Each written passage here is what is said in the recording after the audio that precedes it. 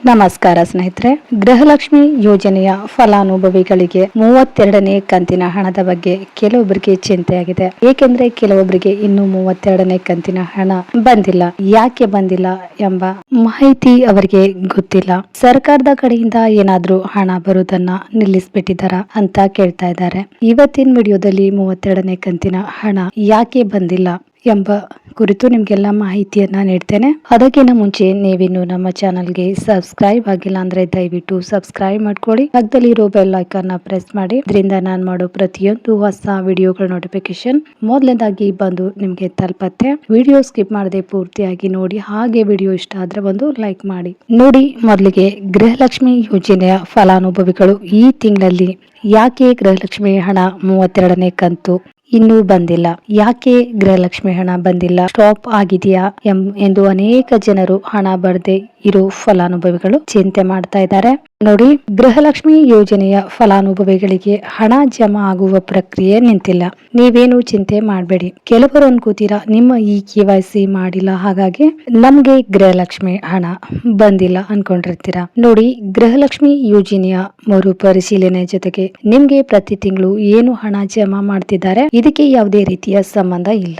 ಯಾಕಂದ್ರೆ ಸ್ಟಾಪ್ ಮಾಡೋದಿಲ್ಲ. ನಿಮಗೆ ಮರುಪರಿಶೀಲನೆ ಏನ್ ಹೇಳಿದ್ದಾರೆ ಅದು ನಿಮ್ಮ ಮುಂದಿನ ಗೃಹಲಕ್ಷ್ಮಿ ಯೋಜನೆಯ ಮುಂದಿನ ತಿಂಗಳ ಕಂತಿಗೆ ಸಂಬಂಧಪಡುತ್ತೆ. ಮರುಪರಿಶೀಲನೆಯನ್ನ ತಯಾರಿ ಮಾಡ್ತಾ ಇದ್ದಾರೆ. ಆದ್ರೆ ಅದು ಈ ತಿಂಗಳಿಗೆ ಸಂಬಂಧ ಪಡುವುದಿಲ್ಲ. ಮರುಪರಿಶೀಲನೆ ನಡೆದ್ರು ಕೂಡ ನಿಮ್ಮ ಹಣ ಸ್ಟಾಪ್ ಆಗಲ್ಲ. ನಿಮ್ಮ ಹಣ ಪ್ರತಿ ತಿಂಗಳು ಜಮಾ ಆಗೋದು ನಿಲ್ಸಲ್ಲ.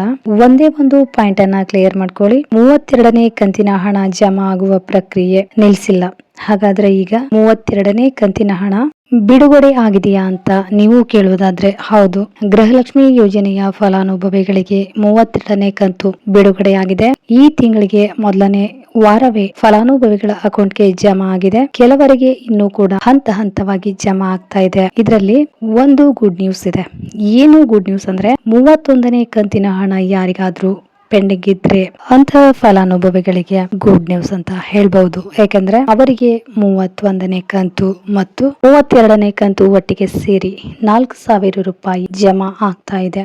ಈ ಸ್ಕೀಮ್ ಅನ್ನ ಪ್ರಾರಂಭ ಮಾಡಿದಾಗಿನಿಂದಲೂ ಈ ರೀತಿಯಾಗಿ ಯಾವತ್ತೂ ಕೂಡ ಒಟ್ಟಿಗೆ 4,000 ರೂಪಾಯಿ ಜಮಾ ಮಾಡಿಲ್ಲ. ಗೃಹಲಕ್ಷ್ಮಿ ಯೋಜನೆಯಲ್ಲಿ ಇದೇ ಫಸ್ಟ್ ಟೈಮ್ 4,000 ರೂಪಾಯಿ ಒಟ್ಟಿಗೆ ಹಣ ಜಮಾ ಆಗಿರುವುದು. ಅದು ಯಾವ ರೀತಿಯಲ್ಲಿ 31ನೇ ಮತ್ತು 32ನೇ ಕಂತಿನ ಹಣ ಪೆಂಡಿಂಗ್ ಇದೆ ಅಂತ 31 ಮತ್ತು 32ನೇ ಕಂತಿನ ಹಣ ಒಟ್ಟಿಗೆ ಸೇರಿ 4,000 ರೂಪಾಯಿ ಜಮಾ ಮಾಡಿದ್ದಾರೆ. ಮತ್ತು 32ನೇ ಕಂತಿನ ಹಣ ಬಂದಿರುವವರಿಗೆ ಕೇವಲ 2,000 ರೂಪಾಯಿ ಜಮಾ ಆಗಿದೆ. ಯಾಕಂದ್ರೆ ಅವರಿಗೆ ಹೋದ ತಿಂಗಳಲ್ಲಿ ಅಂದ್ರೆ 31ನೇ ಕಂತಿನ ಹಣ 2,000 ರೂಪಾಯಿ ಜಮಾ ಆಗಿತ್ತು. ಆದ್ದರಿಂದ 32ನೇ ಕಂತು ಮಾತ್ರ ಅವರಿಗೆ 2,000 ರೂಪಾಯಿ ಜಮಾ ಆಗಿದೆ. ಪ್ರತಿಯೊಬ್ಬರಿಗೂ 4,000 ಬರುವುದಿಲ್ಲ. ಕೇವಲ 31ನೇ ಕಂತಿನ ಹಣ ಯಾರಿಗೆ ಹೋಗಿಲ್ಲ ಅವರಿಗೆ ಮಾತ್ರ 4,000 ರೂಪಾಯಿ ಜಮಾ ಆಗಿದೆ. 32ನೇ ಕಂತಿನ ಹಣ DBT ಮುಖಾಂತರ ಫಲಾನುಭವಿಗಳ ಖಾತೆಗೆ ಹಂತವಾಗಿ 2,000 ರೂಪಾಯಿ ಹಣ ಜಮಾ ಆಗ್ತಾ ಇದೆ. ಇಲ್ಲಿ ಎಲ್ರಿಗೂ ಹಣ ಜಮಾ ಆಗಿದೆ. ಇನ್ನು 1,20,00,000ಕ್ಕೂ ಹೆಚ್ಚು ಫಲಾನುಭವಿಗಳು ಅರ್ಹರು ಇದ್ದಾರೆ. ಅದರಲ್ಲಿ 40ರಿಂದ 50% ಜನರಿಗೆ ಗೃಹಲಕ್ಷ್ಮಿ ಯೋಜನೆಯ 32ನೇ ಕಂತಿನ ಹಣ ಜಮಾ ಆಗಿದೆ. ಆದ್ರೆ ಇದರಲ್ಲಿ ಮಿಕ್ಕಿದ ಅಂದ್ರೆ ಉಳಿದ ಫಲಾನುಭವಿಗಳಿಗೆ ಹಂತವಾಗಿ ಹಣ ನೇರವಾಗಿ ಜಮಾ ಆಗುತ್ತೆ.